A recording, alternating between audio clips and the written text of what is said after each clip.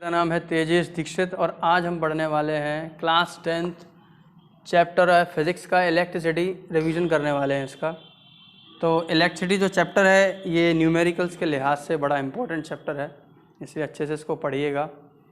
अच्छा, electricity chapter को start करते हैं तो बात करते हैं इलेक्ट्रिसिटी की। तो इलेक्ट्रिसिटी अब इस समय में एक बहुत ही इम्पोर्टेंट चीज़ बन चुकी है जिसके बिना अप्लायंसेस नहीं चल सकते। यहाँ तक कि जो इलेक्ट्रिक इम्पल्सेस होते हैं हमारी बॉडी में होते हैं, हमारी बॉडी भी नहीं चल सकती। इलेक्ट्रिक सिग्नल्स होते हैं ब्रेन तक जाने वाले, है ना, हार्ट से और हमारे जितने ऑर्गन्स होते हैं वहाँ से, नर्व्स से। तो अगर ना हो, इलेक्ट्रिसिटी ना हो तो कुछ नहीं होगा। तो इलेक्ट्रिसिटी एक बहुत ही इम्पॉर्टेंट चीज़ है डेली लाइफ में भी। अब इलेक्ट्रिसिटी को समझने के लिए थोड़ा सा केमिस्ट्री की तरफ जाते हैं हम, ठीक। तो केमिस्ट्री में आपने एटम के बारे में पढ़ा होगा। कोई भी एटम हो उसके अंदर, एटम के अंदर न्यूट्रॉन्स होते हैं, प्रोटॉन्स होते हैं। एटम्स के अंदर न्यूट्रॉन्स होते हैं और प्रोटॉन्स होते हैं, और इलेक्ट्रॉन्स जो हैं वो रिवॉल्व करते हैं इस न्यूक्लियस के चारों तरफ अपने अपने ऑर्बिट में। अब अगर किसी एटम से इलेक्ट्रॉन बाहर चला जाए, किसी एटम से इलेक्ट्रॉन बाहर चला जाए, जैसे सोडियम है, इससे कोई इलेक्ट्रॉन बाहर चला गया तो एक चार्ज इस पर आ जाता है जो दिखाता है कि इसमें डिफिशियंसी हो गई इलेक्ट्रॉन की। Deficiency of electrons is represented by a charge of positive. और अगर कहीं से इलेक्ट्रॉन एक एटम के पास आ जाए, जैसे क्लोरीन के पास एक एटम आपने दे दी, एक इलेक्ट्रॉन आपने दे दिया है, क्लोरीन को एक इलेक्ट्रॉन आपने दे दिया, तो जब इलेक्ट्रॉन गेन कर लेगा तो एक चार्ज आ जाता है और वो दिखाता है that this has an excess of electrons, ठीक। तो इसको हम दिखाते हैं नेगेटिव चार्ज से। तो यहाँ टर्म आया चार्ज। तो चार्ज कब आता है? जब या तो इलेक्ट्रॉन्स की कमी हो जाए या इलेक्ट्रॉन्स ज़्यादा हो जाए, तब चार्ज आ जाता है। और ये जो चार्ज है ये बेसिकली दो तरह का होता है, पॉजिटिव चार्ज और नेगेटिव चार्ज। पॉजिटिव चार्ज और नेगेटिव चार्ज, ठीक है। अच्छा, चार्ज की जो यूनिट होती है, चार्ज को हम रिप्रेजेंट करते हैं कैपिटल क्यू या स्मॉल क्यू से, और इसकी जो यूनिट होती है एसआई यूनिट, वो होती है कूलाम। इसको हम कैपिटल सी से रिप्रेजेंट करते हैं। अब एक इलेक्ट्रॉन की अगर बात की जाए तो एक इलेक्ट्रॉन पर 1.6 × 10⁻⁻19 कूलाम चार्ज होता है, जबकि प्रोटॉन पर ये नेगेटिव का चार्ज होता है, जबकि प्रोटॉन पर उतना ही चार्ज पॉजिटिव में होता है, 1.6 × 10⁻⁻19 कूलाम। तो इतना चार्ज इलेक्ट्रॉन पर होता है, इतना चार्ज प्रोटॉन पर होता है। तो अब हमने देख लिया कि चार्ज क्या है। एक्चुअली में ये एक बेसिक एंटिटी भी है। बेसिक एंटिटी यानी कि हर एक चीज़ एक बेसिक यूनिट से बनी हुई होती है। तो जब हम करंट की बात करेंगे तो वहाँ भी बेसिक यूनिट जो है वो चार्ज है। बेसिकली जो करंट फ्लो हो रहा है उसका बेसिक पार्ट चार्ज है, और चार्ज दो कैटेगरी में हो गया, positive charge, negative charge. Charge की यूनिट हो गई कूलाम, और चार्ज को हम रिप्रेजेंट करते हैं कैपिटल क्यू या स्मॉल क्यू से। अब हम पढ़ेंगे इन चार्जेस की प्रॉपर्टीज़ के बारे में, ठीक है। तो इसको मैं अब हटा देता हूँ और पढ़ते हैं प्रॉपर्टीज़ ऑफ चार्ज। तो पहली प्रॉपर्टी जो है चार्ज की वो ये है कि जो लाइक चार्जेस होते हैं, लाइक चार्जेस जो होते हैं ये रिपेल करते हैं एक दूसरे को, जबकि अनलाइक चार्जेस जो होते हैं वो एक दूसरे को अट्रैक्ट करते हैं। तो like charges repel each other and unlike charges attract each other, ठीक है। जैसे कि कोई दो पॉजिटिव चार्ज हैं तो इनके बीच में रिपल्शन होगा, और अगर पॉजिटिव और नेगेटिव चार्ज हैं तो इनके बीच में अट्रैक्शन होगा, ठीक। अब इसके बाद बात करते हैं दूसरी प्रॉपर्टी। दूसरी प्रॉपर्टी है quantization of charge. Quantization of charge, तो ये क्या होता है? तो हमने आपको बताया कि चार्ज कब अराइज होता है? जब किसी एटम के ऊपर नंबर ऑफ इलेक्ट्रॉन्स जो हैं वो या तो एक्स्ट्रा हो जाएं या उसकी डिफिशियंसी हो जाए।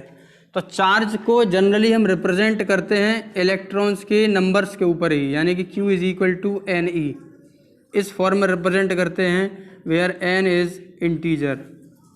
N इंटीजर है, इसकी वैल्यू हो सकती है +-1, +-2, +-3 एंड सो ऑन।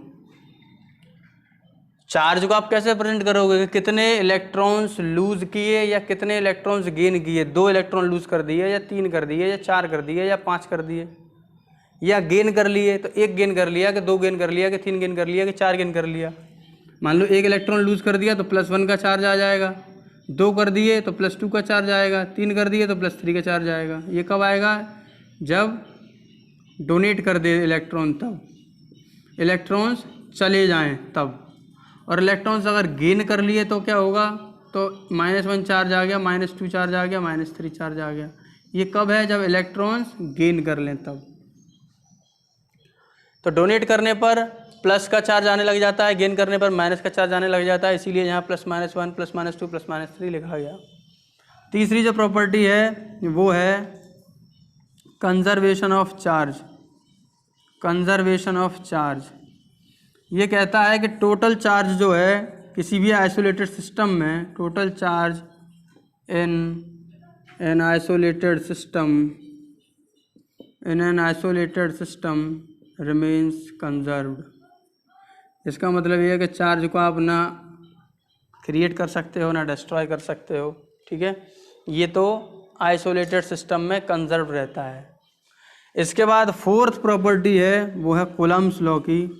कूलम्ब्स ने बताया कि यदि दो चार्ज हैं, एक चार्ज है ये Q1, एक चार्ज है ये Q2 और ये r डिस्टेंस पर रखे हुए हैं, तो इनके बीच में लगने वाला अट्रैक्शन फोर्स या रिपल्शन फोर्स जो है वो डायरेक्टली प्रोपोर्शनल होगा इन दोनों चार्जेस के प्रोडक्ट के, यानी कि Q1 Q2 के, और इनवर्सली प्रोपोर्शनल होगा इनके बीच की दूरी के स्क्वायर के। जब हम दोनों को कंबाइन करते हैं, ऑन कंबाइनिंग दीज टू हमको मिलता है force is directly proportional to Q1 Q2 upon r square. और अगर प्रोपोर्शनलिटी साइन हटाएं तो यहाँ से कांस्टेंट आ जाता है K Q1 Q2 upon r square. यहाँ K की जो वैल्यू है वो है 9 × 10⁹ यूनिट आप निकाल सकते हो इसकी, तो यूनिट हो जाएगी न्यूटन मीटर स्क्वायर पर कूलम्ब स्क्वायर, ठीक है। तो ये हो गए प्रॉपर्टीज़ ऑफ चार्ज। पहली प्रॉपर्टी थी कि लाइक चार्जेस रिपेल करते हैं, अनलाइक चार्जेस अट्रैक्ट करते हैं। दूसरी है कि जो चार्ज है वो इंटीग्रल होता है नंबर ऑफ इलेक्ट्रॉन्स के। थर्ड है कि टोटल चार्ज किसी भी आइसोलेटेड सिस्टम में कंजर्व रहता है। फोर्थ है कि जो फोर्स ऑफ अट्रैक्शन या रिपल्शन है वो डायरेक्टली प्रोपोर्शनल होगा दोनों चार्जेस के प्रोडक्ट के, और रिवर्सली प्रोपोर्शनल होगा उनके बीच की दूरी के स्क्वायर के, ठीक। तो ये हो गई प्रॉपर्टीज़ ऑफ चार्ज। इसके बाद चलते हैं कंडक्टर और अब बात करते हैं कंडक्टर्स और इंसुलेटर्स के बारे में कि कंडक्टर्स क्या होते हैं और इंसुलेटर्स क्या होते हैं। तो कंडक्टर्स वो सब्सटेंसेज हैं जिनसे होकर के इलेक्ट्रिसिटी पास कर जाए, यानी कि those substances through which electric current can pass easily are called conductors। जबकि इंसुलेटर्स क्या होते हैं? वो सब्सटेंसेज होते हैं, those substances through which electric current can not pass are called insulators, ठीक है। उनको हम इंसुलेटर्स कहते हैं। जैसे रबर हो गया, जैसे प्लास्टिक हो गया, जैसे वुड हो गया, है ना। इसमें जैसे मेटल्स हो गए, मेटल्स तो बहुत सारे होते हैं, मेटल्स तो बहुत सारे एग्जांपल आ जाएंगे, है ना। आयरन का भी आ जाएगा, मेटल्स ही होते हैं सारे वैसे कंडक्टर, अच्छे कंडक्टर। अब बात आती है रीज़न की कि कंडक्टर से इलेक्ट्रिक करंट क्यों पास हो जाता है जबकि इंसुलेटर से क्यों नहीं होता। यहाँ वाटर भी आ जाएगा, यानी कि लिक्विड से होते हैं वो भी अच्छे कंडक्टर होते हैं। रीज़न की बात आती तो रीज़न ये है कि जो भी सब्सटेंसेस होते हैं इनमें फ्री इलेक्ट्रॉन्स मौजूद होते हैं, फ्री इलेक्ट्रॉन्स। अब कोई भी चार्ज है, उस चार्ज को एक एंड से दूसरे एंड तक पहुंचाना है। एक एंड से दूसरे एंड पर तभी पहुंच पाएंगे जब यहाँ कोई कैरियर यानी कि ले जाने वाला हो इनको, कि यहाँ से उठा के ले जाए और यहाँ छोड़ दे, ठीक। तो जो कंडक्टर्स होते हैं उसमें ये फ्री इलेक्ट्रॉन्स जो हैं वो बहुत ज़्यादा होते हैं और बहुत पास पास भी होते हैं, तो ये आसानी से चार्ज को एक एंड से दूसरे एंड पर पहुँचा देते हैं। तो कंडक्टर्स इलेक्ट्रिसिटी इसलिए पास कर पाते हैं because they have huge number of free electrons. Insulators क्यों नहीं कर पाते? Because they do not have minimum free electrons. Free electron की संख्या बहुत ज़्यादा कम होती है, इसलिए ये चार्ज को एक जगह से दूसरी जगह फ्लो नहीं करा सकते। अच्छा, जब चार्ज फ्लो करना स्टार्ट करेगा, आप करंट के बारे में पढ़ने जा रहे हैं हम, तो चार्ज जब फ्लो करना स्टार्ट करता है तो उसी फ्लो ऑफ चार्ज को या मूवमेंट ऑफ चार्ज को हम इलेक्ट्रिक करंट कहते हैं, ठीक। जैसे ही चार्ज फ्लो करना स्टार्ट हो जाएगा वैसे हम बोलेंगे कि करंट इज फ्लोइंग। पानी बहता है तो बहते पानी को भी क्या कहते हैं? वाटर करंट कहते हैं उसे, ठीक। एयर फ्लो करती है तो उसको क्या कहते हैं? एयर करंट कहते हैं। ऐसे ही इलेक्ट्रिक चार्ज फ्लो करेगा तो उसको क्या कहेंगे? इलेक्ट्रिक चार्ज फ्लो होगा तो उसको क्या कहेंगे? इलेक्ट्रिक करंट कहेंगे उसे, ठीक है। तो द मूवमेंट ऑफ चार्जेस या the flow of charge is called electric current. और मैथमेटिकली अगर हम बात करें तो बताते हैं आपको मैथमेटिकली क्या कहते हैं, तब तक इसे आप नोट कर लीजिए। इसके बाद हम बात करते हैं इलेक्ट्रिक करंट की। तो अब बात करेंगे इलेक्ट्रिक करंट की, ठीक है। इलेक्ट्रिक करंट क्या होता है? तो हमने आपको बताया था कि इलेक्ट्रिक करंट क्या होता है। तो ये है the flow of charge is called electric current. Flow of charge per unit time कर रहे हैं, flow of charge per unit time is called electric current. या शॉर्ट में आप ये भी कह सकते हैं movement of charge is known as electric current, ठीक है। तो चार्ज इसमें फ्लो कर रहा है, करंट को हम रिप्रेजेंट करते हैं कैपिटल आई से। और मैथमेटिकली अगर हम बात करें मैथमेटिकली तो ये होता है Q/T, यानी कि चार्ज पर यूनिट टाइम। अगर इसकी एसआई यूनिट की बात करें तो एसआई यूनिट जो होती है इसकी चार्ज की तो होती है कूलम्ब और टाइम की होती है सेकंड। तो ये हो गया कूलम्ब पर सेकंड, यानी कि ये। और एक एम्पियर भाई साहब आए बोले कि देखो इतनी मेहनत हम कर रहे हैं, कुछ हमारे नाम भी कर दो ताकि जो बच्चे पढ़ रहे हैं आगे चल के हमारा नाम लें। तो ये जो कूलम्ब पर सेकंड था उनके नाम पर कर दिया गया और इसको बोला गया 1 एम्पियर, ठीक। तो इसको हम रिप्रेजेंट करते हैं कैपिटल ए से, यानी कि 1 एम्पियर। अच्छा, ये तो हो गया फॉर्मूला यूनिट। इसको मेजर किससे करते हैं? तो इसको मेजर किया जाता है एमीटर से। ये एक डिवाइस है जिससे हम करंट को मेजर करते हैं। और ये याद रखना है कि ये हमेशा सीरीज़ में कनेक्ट होता है। इसका जो कनेक्शन है वो सीरीज़ में होता है। जब हम सर्किट पढ़ेंगे तब आपको बताएंगे सीरीज़ और पैरेलल क्या होता है, ठीक है। अब इसके बाद देखिए हम पढ़ने वाले हैं कि इसका जो क्वांटिटी है ये किस टाइप की है, टाइप ऑफ क्वांटिटी स्केलर है या वेक्टर है। तो जो इलेक्ट्रिक करंट है वो एक स्केलर क्वांटिटी होता है, ठीक है। अब इसके बाद पढ़ने वाले हैं हम इलेक्ट्रिक पोटेंशियल और इलेक्ट्रिक पोटेंशियल डिफरेंस। तो इसको नोट कर लीजिए। इसके बाद चलते हैं इलेक्ट्रिक पोटेंशियल और इलेक्ट्रिक पोटेंशियल डिफरेंस पर। आएंगे हम इलेक्ट्रिक पोटेंशियल और इलेक्ट्रिक पोटेंशियल डिफरेंस, ये क्या होता है। तो इसका कंसेप्ट है कि चार्जेस फ्लो क्यों करने लग जाते हैं, यानी कि चार्ज फ्लो कब करते हैं, कैसे करते हैं। तो एक्चुअली हम पढ़ने जा रहे हैं चार्ज के फ्लो का रीज़न जानने जा रहे हैं कि चार्ज फ्लो कब होगा, कैसे होगा।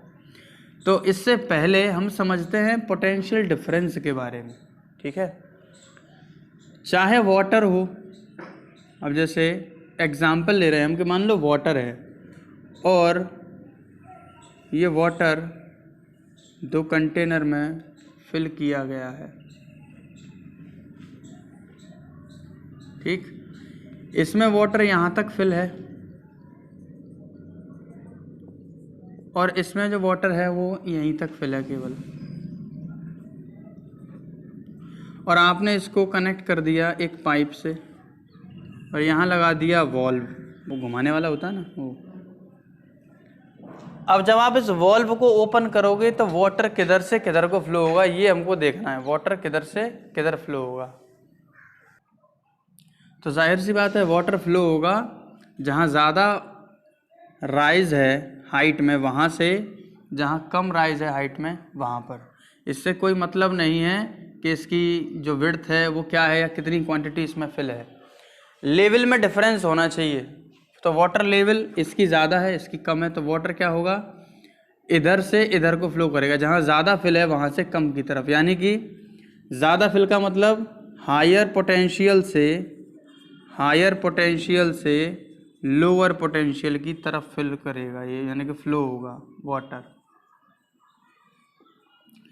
तो वाटर जब तक फ्लो नहीं हो सकता जब तक कि इनकी लेवल में डिफरेंस ना हो, वाटर लेवल में डिफरेंस ना हो। इसी को हम पोटेंशियल बोलते हैं कि ये वाटर लेवल में, ये वाटर जो है इस हाइट तक है तो इसका पोटेंशियल हो गया, यहाँ वाटर इस हाइट तक है तो पोटेंशियल हो गया, इन पोटेंशियल में हो गया डिफरेंस।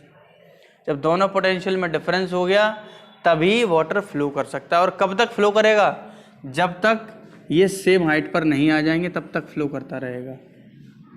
जब तक ये सेम हाइट पर नहीं आ जाएंगे तब तक ये फ्लो करता रहेगा। अच्छा, क्लास 9th में भी हमने पढ़ा था, ये एक और चीज़ बता रहे हैं आपको कि मान लो ये कोई एक बॉल है। अब इस बॉल को आप एक सर्टेन हाइट तक लेके जाइए, मान लो यहाँ तक ले आए आप h हाइट तक, तो इस बॉल को आप h हाइट तक लेकर के गए तो इसके अंदर एक एनर्जी स्टोर हो गई।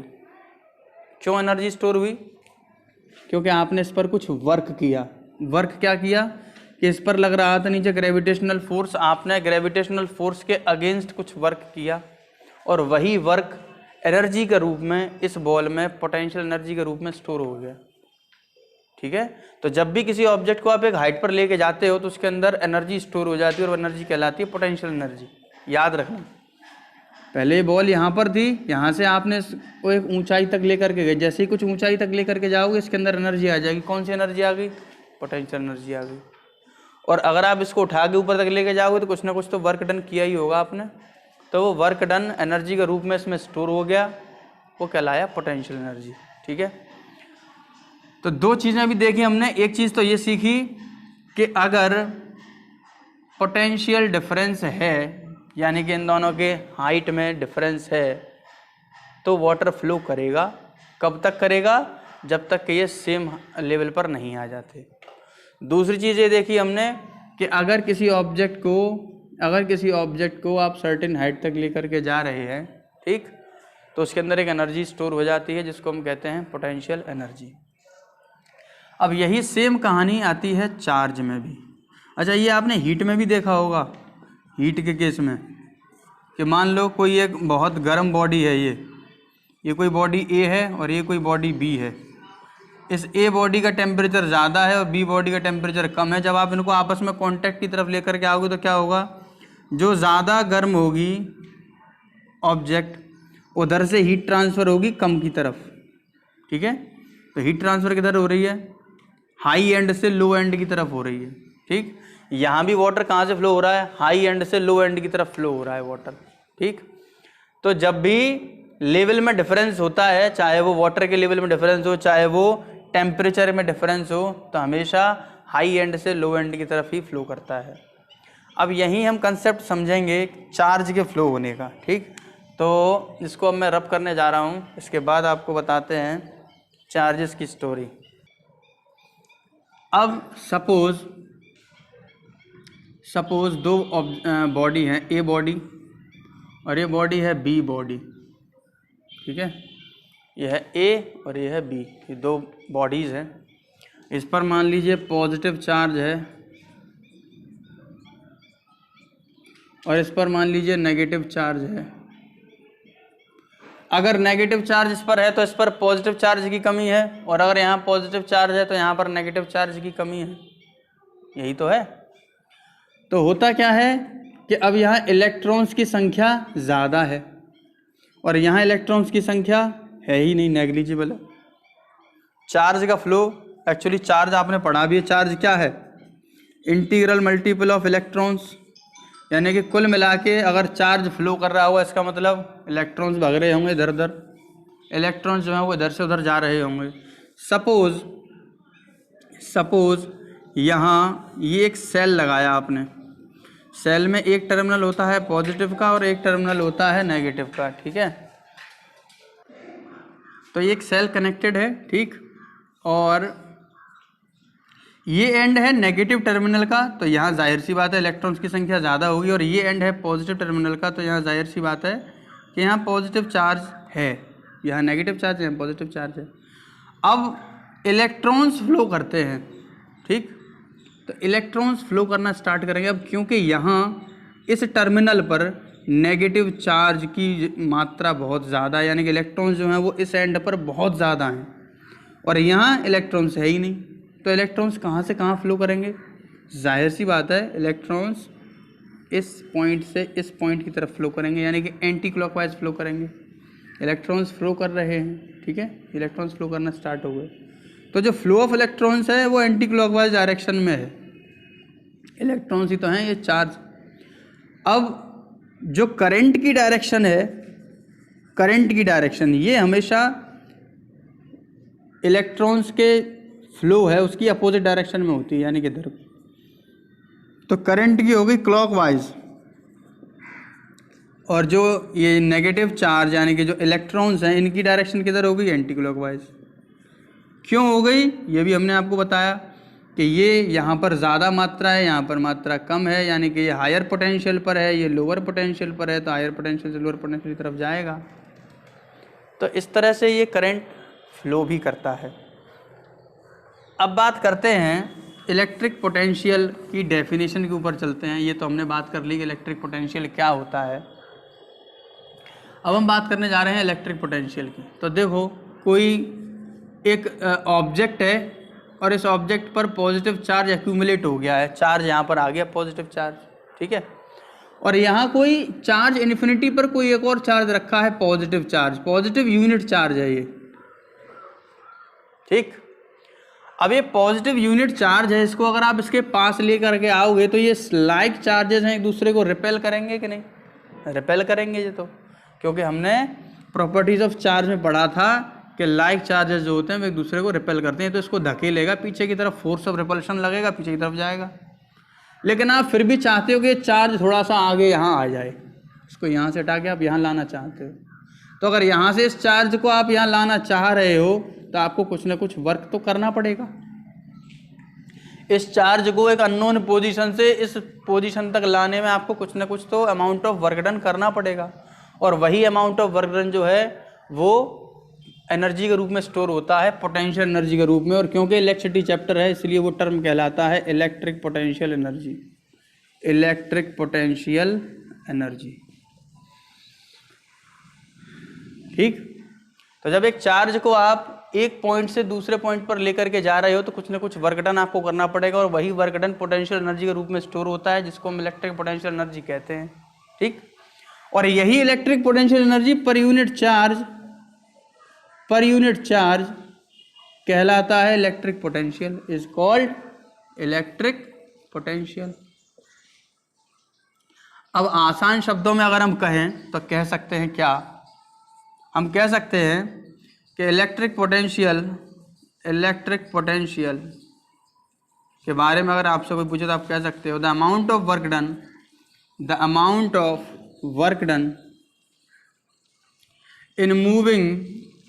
in moving a positive unit charge from infinity to a point। Infinity का मतलब है कि आपको नहीं पता कहाँ है चार्ज, वहाँ से यहाँ तक लाने में जितना अमाउंट ऑफ वर्क डन करना पड़ेगा, ठीक है, वही कहलाएगा इलेक्ट्रिक पोटेंशियल। और ये इलेक्ट्रिक पोटेंशियल एनर्जी जो है यही तो वर्क डन है जो स्टोर हुआ था। अरे इलेक्ट्रिक पोटेंशियल एनर्जी मैंने क्या बताया था, ध्यान से दोबारा सुनो। इस चार्ज को यहाँ से उठा करके यहाँ तक लाने में कुछ ना कुछ वर्क डन करना पड़ेगा, ये वर्क डन एनर्जी के रूप में स्टोर होगा, यही एनर्जी है पोटेंशियल एनर्जी।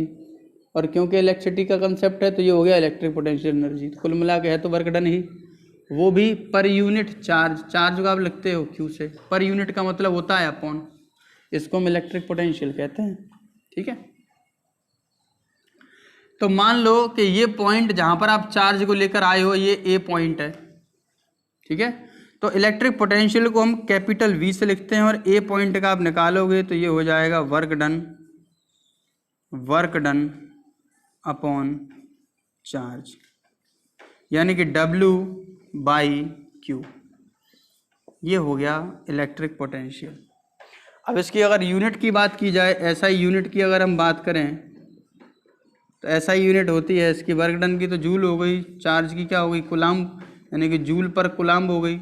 और यहाँ पर भी वोल्ट महाराज आए, उन्होंने बोला कि भाई कुछ तो हमारे नाम भी करो, तो 1 वोल्ट बोला गया इसको। ऐसा यूनिट इसकी क्या हो गई 1 वोल्ट। तो ये तो हो गया इलेक्ट्रिक पोटेंशियल एक पॉइंट पर। अब बात करेंगे हम इलेक्ट्रिक पोटेंशियल डिफरेंस की, तब तक आप इसको नोट करिए, फिर बताते हैं आपको इलेक्ट्रिक पोटेंशियल डिफरेंस के बारे में। अब सपोज यहाँ कोई एक पॉजिटिव चार्ज था और कोई एक चार्ज दूर रखा है, कोई पॉजिटिव चार्ज। तो पहले तो आप इस चार्ज को ए पॉइंट तक लेकर के आए तो कुछ ना कुछ वर्क डन करना पड़ा होगा आपको, WA किया मान लो, और फिर आप इसी पॉइंट से इस पॉइंट को दूसरे पॉइंट पर भी लेकर के आए, B पॉइंट पर चार्ज को लेकर के आए, तो यहाँ वर्क डन करना पड़ा होगा WB। इस A पॉइंट का जो इलेक्ट्रिक पोटेंशियल है वो है मान लो VA, और इस B पॉइंट का जो इलेक्ट्रिक पोटेंशियल है वो मान लो है VB। तो पोटेंशियल, दो पोटेंशियल है, इनका डिफरेंस निकालना है हमको, बड़ा कौन सा होगा। तो देखो इस चार्ज को इस पॉजिटिव चार्ज के ज़्यादा नज़दीक लेकर जाओगे उतना ही ज़्यादा वर्क डन करना पड़ेगा। तो वर्क डन इस B केस में ज़्यादा हो गया, ठीक है, A केस के मुकाबले। वर्क डन जो है B का वो ज़्यादा है इन कंपैरिजन टू A, तो जाहिर सी बात है इलेक्ट्रिक पोटेंशियल भी ज़्यादा होगा in comparison to potential difference of A। तो पोटेंशियल डिफरेंस आप कैसे निकालोगे, वो निकलेगा VB माइनस VA। अब इलेक्ट्रिक पोटेंशियल डिफरेंस होता क्या है, तो दो टर्मिनल के बीच में पोटेंशियल का जो डिफरेंस है that is called electric potential difference. या आप ये भी कह सकते हो कि amount of work done in bringing a positive charge from a fixed point two another point, यानी कि एक पॉइंट ये दे रखा है, इससे किसी दूसरे पॉइंट तक ले जाने में जितना वर्क डन करना पड़ेगा, ये जो डिफरेंस है वर्क डन का, यही कहलाएगा क्या, इलेक्ट्रिक पोटेंशियल डिफरेंस। ठीक, चार्ज फ्लो क्यों करते हैं, यानी कि चार्ज मोशन में कब आते हैं, जब पोटेंशियल में डिफरेंस होगा तभी ऐसा होगा, पोटेंशियल में डिफरेंस होगा तभी ऐसा होगा। तो ये हो गया इलेक्ट्रिक पोटेंशियल डिफरेंस। यहाँ आप लिख भी सकते हो क्या, it is the amount of work done in bringing a unit positive charge from, तो इलेक्ट्रिक पोटेंशियल और इलेक्ट्रिक पोटेंशियल डिफरेंस पढ़ लिया। कमेंट में बताइए आपके समझ में आया या नहीं आया। नहीं आया हो तो मैं आपके लिए दोबारा से और एग्जाम्पल के साथ इसको एक्सप्लेन करूँगा, लेकिन आई होप कि ये आपके अच्छे से समझ में आ गया होगा। ठीक है, आसान चीज़ है। वैसे इलेक्ट्रिक पोटेंशियल है जब इन्फिनिटी से कोई चार्ज आप एक पॉइंट पर लेकर आओगे, और पोटेंशियल डिफरेंस में क्या होगा कि एक पॉइंट से दूसरे पॉइंट पर लेकर जाओगे, दो पॉइंट के बीच का पोटेंशियल का डिफरेंस निकालोगे। अब हम सीखेंगे इलेक्ट्रिक सर्किट के बारे में। ठीक है, तो सर्किट के बारे में सीखने से पहले तो समझोगे सर्किट क्या होता है और सर्किट के कंपोनेंट क्या होता है। सर्किट क्या होता है, क्लोज और कंटिन्यूस लूप होना चाहिए, क्लोज्ड एंड कंटिन्यूस लूप। ठीक है, उसी को हम कहते हैं सर्किट। ठीक है, क्लोज और कंटिन्यूस लूप होना चाहिए। लूप का मतलब बंद हो इस तरह से, क्लोज का मतलब, क्लोज और कंटिन्यूस का मतलब लगातार होना चाहिए और बंद होना चाहिए, ऐसा लूप हो। ठीक है, तो ये इस तरह से तो नहीं हम शो करते, हम ऐसे शो करते हैं रेक्टेंगुलर शेप में या स्क्वायर शेप में सर्किट को शो करेंगे, वायर दिखाते हैं एक्चुअली इससे हम, है ना। तो देखो अब इसके कंपोनेंट के बारे में समझो कि कंपोनेंट क्या क्या हैं। तो एक तो अगर आप कोई सर्किट बनाओगे तो सबसे पहले तो आपको वायर चाहिए, वायर को हम लाइन से रिप्रेजेंट करते हैं कि ये वायर है। ठीक है, वायर है, वायर के साथ आप इस्तेमाल करोगे बल्ब का, इस तरह से हम बल्ब को रिप्रेजेंट कर देते हैं कि ये बल्ब है।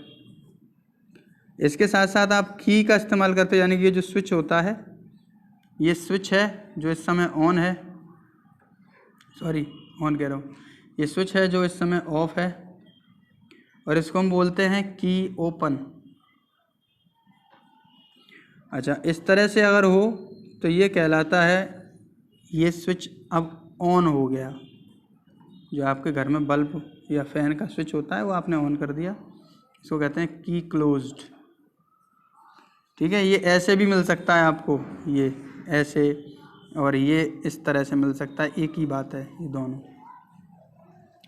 तो एक चीज़ आपने देखी, वायर को कैसे रिप्रेजेंट करते हैं, बल्ब को कैसे रिप्रेजेंट करते हैं, की को कैसे रिप्रेजेंट करते हैं। इसके बाद देखिए नेक्स्ट, ये सिंबल है रेजिस्टेंस का या रजिस्टर का, ठीक है, वो भी फिक्स्ड वाला है। इसके बाद जो इम्पोर्टेंट है वो बता रहा हूँ मैं आपको, है ना, सर्किट में जिनका इस्तेमाल होगा। इसके बाद देखो ये एमीटर का सिंबल है, एमीटर। एमीटर क्या करता है, ये करंट को मेजर करता है और ये हमेशा सीरीज में लगाया जाता है। इसके बाद है volt meter. Volt meter parallel में लगाया जाता है और ये पोटेंशियल डिफरेंस को मेजर करने का काम करता है। इसके बाद एक और है जिसको हम बोलते हैं गैल्वेनोमीटर। ये करंट की प्रेजेंस को डिटेक्ट करता है, बस ये काम है इसका, करंट है या नहीं इतना बताएगा बस, और कोई काम नहीं है इसका। ठीक है, गैल्वेनोमीटर बोलते हैं इसको, गैल्वेनोमीटर। तो इतनी सारी चीज़ें हो गई। वैसे तो रियोस्टेट भी है और वेरिएबल रेजिस्टेंस होता है, उसमें होता कुछ नहीं, बस एक इस तरह से रेजिस्टेंस है, यहाँ एक एरो से दिखा देते हैं, इसको बोलते हैं वेरिएबल रेजिस्टेंस। ये रेजिस्टेंस वेरिएबल कर सकता है, तो इसके लिए जिस इक्विपमेंट का यूज़ करते हैं वो रियोस्टेट होता है। अलग अलग चीज़ें हुई। तो ये बेसिक कंपोनेंट हैं जिनका हम इस्तेमाल करेंगे एक सिंपल सर्किट बनाने में। तब हम सिंपल सर्किट बनाएंगे, उसमें वायर लगाएंगे, बल्ब लगाएंगे, की लगाएंगे, ठीक है, एक रेजिस्टेंस लगा देंगे, एमीटर लगा देंगे, वोल्ट मीटर लगा देंगे, इतनी सारी चीज़ें लगा देंगे। ठीक, तो इसको आप नोट करिए। इसके बाद हम चलते हैं सिंपल सर्किट की तरफ। एक चीज़ और हम छोड़ा है पीछे, वो था सेल। सेल को हम रिप्रेजेंट करते हैं इस तरह से, ये पॉजिटिव टर्मिनल, ये नेगेटिव टर्मिनल, और एक छोड़ा है हम बैटरी, जो हम इस तरह से रिप्रेजेंट करते हैं। यानी कि बैटरी क्या होता है, it is generally the combination of 2 और मोर सेल्स।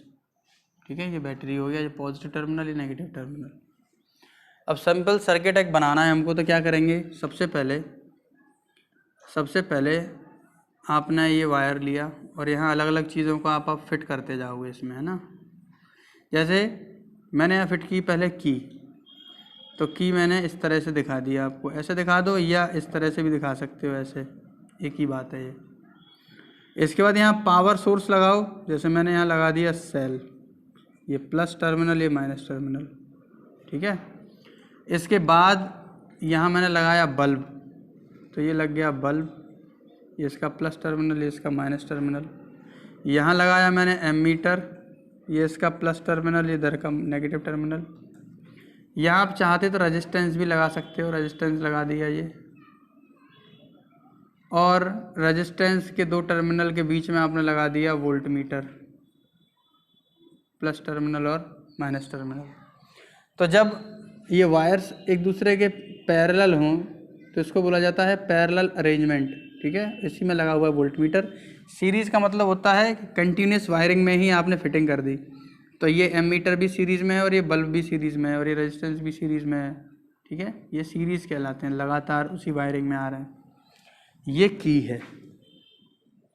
अब इस समय की है ये ओपन, यानी कि स्विच जो है वो ऑफ है, की ओपन, स्विच ऑफ, एक ही बात है, दोनों जो वर्डिंग है ये एक ही है, स्विच ऑफ होगा क्या, अभी कोई करंट फ्लो नहीं होगा, ये बल्ब ग्लो नहीं करेगा। अब आपने क्या किया, इसको की को क्लोज कर दिया, यानी कि स्विच को ऑन कर दिया, इसको मिला दिया, तो अब करंट फ्लो होना स्टार्ट हो जाएगा। कहाँ से कहाँ फ्लो होगा करंट, तो करंट फ्लो करता है पॉजिटिव से नेगेटिव। करंट जो फ्लो करता है वो पॉजिटिव से नेगेटिव फ्लो करता है। जैसे ही आप इस स्विच को ऑन करेंगे तो ये बल्ब जो है वो जल जाएगा, एमीटर में रीडिंग आने लगेगी, वोल्टमीटर में भी रीडिंग आने लगेगी। तो ये बना लिया हमने एक सिंपल सर्किट, ठीक है। ये बन गया एक सिंपल सर्किट। अब इसके बाद हम चलते हैं, एक टॉपिक है जिसको हम कहेंगे ओम्स लॉ। इसको यही समझ लेते हैं, ओम्स लॉ। तो ओम एक साइंटिस्ट का नाम है। इन्होंने सिंपल सर्किट को देखा और देखने के बाद कहा कि ये जो पोटेंशियल डिफरेंस है इन दो टर्मिनल के बीच में, जो पोटेंशियल डिफरेंस V है, ये डायरेक्टली प्रोपोर्शनल होता है I के। यानी कि जैसे जैसे मैं करंट की वैल्यू बढ़ाता जाऊंगा, ये जो है पोटेंशियल डिफरेंस ये भी बढ़ता जाएगा। तो ओम्स लॉ क्या होता है कि पोटेंशियल डिफरेंस V और I ये आपस में एक दूसरे के डायरेक्टली प्रोपोर्शनल होते हैं, ठीक है। तो स्टेटमेंट क्या है, the potential difference across its end is directly proportional to the current. और इसमें जो फिजिकल कंडीशंस हैं उनको नेगलेक्ट कर देते हैं, जैसे टेम्परेचर है, हीट है, तो इसको हटा दो। तो जनरली क्या आया, V is directly proportional to I। जब प्रोपोर्शनलिटी का सिंबल हटता है तो एक कांस्टेंट आ जाता है, वो है R, ठीक। इसी को हम कहते हैं रेजिस्टेंस। तो अगर रेजिस्टेंस की वैल्यू में निकालूँ तो ये I जाएगा इधर, तो ये हो गया V/I, ठीक। रेजिस्टेंस या रजिस्टर इस तरह से रिप्रेजेंट किया जाता है। और इसकी जो SI यूनिट है, तो SI यूनिट आप कैसे निकालेंगे, V का तो होता है वोल्ट, पोटेंशियल डिफरेंस की यूनिट क्या होती है, वोल्ट, करंट की क्या होती है, एम्पियर, तो ये हो गया वोल्ट पर एम्पियर। और इसी को हम कहते हैं ओम। ओम का सिंबल होता है इस तरह से, ठीक है। जैसे 5 ओम का रजिस्टर है या 3 ओम का रजिस्टर है, तो ओम इस तरह से आप लगाएंगे। अब यहाँ ग्राफ की अगर बात की जाए तो y एक्सिस पर V को लिया, x एक्सिस पर I को लिया, इसका जो ग्राफ बनेगा वो इस तरह का बनता है, straight line, inclined straight line हो गई है। अब एक और चीज़ कि ओमिक कंडक्टर क्या होते हैं, तो ये वो कंडक्टर होते हैं जो ओम्स लॉ को फॉलो करते हैं। और नॉन ओमिक कंडक्टर कौन से होते हैं, जो ओम्स लॉ को ओबे नहीं करते, यानी कि फॉलो नहीं करते, उनको कहते हैं नॉन ओमिक कंडक्टर, ठीक है। तो ओमिक जो कंडक्टर होते हैं उसका ग्राफ जो है वो तो स्ट्रेट लाइन ही आता है, लेकिन नॉन ओमिक जो कंडक्टर होते हैं उसका ग्राफ स्ट्रेट लाइन नहीं आता है, कर्व भी हो सकता है इस तरह से, ठीक। अब चलते हैं आगे फर्दर, रेजिस्टेंस के बारे में बात करते हैं, इसको नोट कर लीजिए। पढ़ने वाले हैं रेजिस्टेंस क्या होता है। तो देखिए अभी हमने ओम्स लॉ पढ़ा था और ओम्स लॉ से हमने ये जाना था कि पोटेंशियल डिफरेंस जो है डायरेक्टली प्रोपोर्शनल होता है I के। और जब हमने पोटेंशियल डिफरेंस का ये प्रोपोर्शनलिटी कांस्टेंट जो आगे लगा हुआ है इसको हटाया था, तो यहाँ एक कांस्टेंट आया था R, जिसको हमने रेजिस्टेंस बोला था। तो ये रेजिस्टेंस है क्या, तो ये किसी कंडक्टर की प्रॉपर्टी होती है। ये क्या है, the property of a conductor, the property of a conductor to resist the flow of charge through it. क्या मतलब हुआ इसका, समझते हैं अभी। कि सपोज कोई एक कंडक्टर है और उससे चार्ज फ्लो हो रहा है और आप उसके रास्ते में अवरोध पैदा कर दो ताकि वो जो चार्ज है वो आसानी से फ्लो ना कर पाए, तो उसको हम रेजिस्टेंस कहते हैं, ठीक है। बाधा उत्पन्न करना है या रोड़ा लगा देना है ना, परेशानी क्रिएट कर रहे हो आप एक तरह से। जैसे मान लो ये कोई एक हॉल है, बड़ा हॉल, और इसमें 2 गेट हैं, एक गेट है ये और एक गेट है ये छोटा सा। इसमें मान लो 200 पीपल हैं, तो 200 पीपल एकदम से भगदड़ मचती है बाहर निकलने के लिए, और सपोज़ ये गेट ओपन है छोटा वाला, तो अब इन 200 पीपल्स को यहाँ से बाहर आने में बहुत ज़्यादा हिंड्रेंस फील होगी, परेशानी होगी, बाधा उत्पन्न होगी, है ना। तो यहाँ रेजिस्टेंस कैसा हो जाएगा, ज़्यादा हो जाएगा, इनको ज़्यादा परेशानी होगी। और यहाँ है 200 पीपल, अब मान लो ये वाला गेट बंद है और ये वाला ओपन हो गया, तो यहाँ आसानी से बाहर आ सकते हैं लोग, ठीक है, क्योंकि परेशानी का सामना उतना नहीं करना पड़ेगा, आसानी से बाहर आ सकते हैं। तो यहाँ रेजिस्टेंस कम है, यहाँ रेजिस्टेंस ज़्यादा है।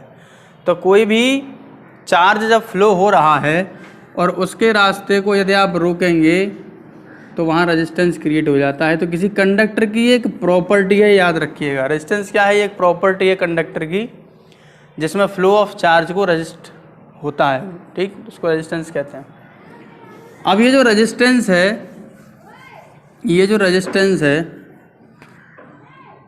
ये किन किन चीज़ों पर डिपेंड करता है? तो देखो रेजिस्टेंस डिपेंड करता है, एक तो डिपेंड करता है लेंथ ऑफ वायर पर, और एक डिपेंड करता है ये एरिया पर। कैसे डिपेंड करता है? तो रेजिस्टेंस डायरेक्टली प्रोपोर्शनल होता है एल के। एल क्या है? तो एल है length of wire, length of wire, और ए क्या है? ये है एरिया ऑफ क्रॉस सेक्शन। तो रेजिस्टेंस डायरेक्टली प्रोपोर्शनल है एल के। इसका मतलब क्या है कि अगर लेंथ ऑफ वायर आप बढ़ाओगे, वायर मान लो एक छोटा सा है ये, और एक वायर मान लो ये काफ़ी लेंदी है, तो यहाँ करंट जब जाएगा या चार्जेस जब फ्लो करेंगे तो यहाँ से यहाँ तक आने में उनको ज़्यादा परेशानी नहीं होगी, तुरंत पास कर जाएंगे। लेकिन जब यहाँ से एंटर करेंगे तो यहाँ उन्हें काफ़ी लंबा टाइम ट्रेवल करना पड़ेगा, जिस वजह से उन्हें परेशानी होगी। ठीक, तो जब लेंथ ऑफ वायर को आप बढ़ाओगे तो रेजिस्टेंस बढ़ जाएगा, कम करोगे तो कम हो जाएगा। तो आर डायरेक्टली प्रोपोर्शनल होता है एल के। सेकंड फैक्टर जिस पर रेजिस्टेंस डिपेंड करता है वो है एरिया ऑफ क्रॉस सेक्शन, और इस पर ये इन्वर्सली डिपेंड करता है। यानी कि रेजिस्टेंस अगर ज़्यादा है तो एरिया ऑफ क्रॉस सेक्शन कम होगा, और अगर एरिया ऑफ क्रॉस सेक्शन ज़्यादा है तो रेजिस्टेंस कम होगा। ठीक है, ये ज़्यादा तो ये कम, और ये ज़्यादा तो ये कम। फॉर एग्ज़ाम्पल जैसे ये कोई एक वायर है, इसका मुंह है छोटा सा, और एक ये बड़ा वायर है या पाइप मान लो आप, और वाटर काफ़ी प्रेशर से आ रहा है, तो वाटर यहाँ जो है बहुत ज़्यादा प्रेशर से बाहर निकलेगा। क्यों? क्योंकि यहाँ प्रेशर ज़्यादा हो गया एरिया ऑफ क्रॉस सेक्शन के छोटे होने की वजह से, और यहाँ वाटर बड़े इजीली बाहर आएगा क्योंकि यहाँ एरिया ऑफ क्रॉस सेक्शन ज़्यादा है। या आप वो एग्जांपल भी मान सकते हो जो मैंने आपको वो गेट वाला बताया था, डबल गेट, कि यहाँ ये गेट छोटा है, यानी कि क्रॉस सेक्शनल जो है ये छोटा है, तो यहाँ से बाहर निकलने में परेशानी होगी, जबकि ये बड़ा है तो यहाँ से निकलने में कोई परेशानी नहीं होगी।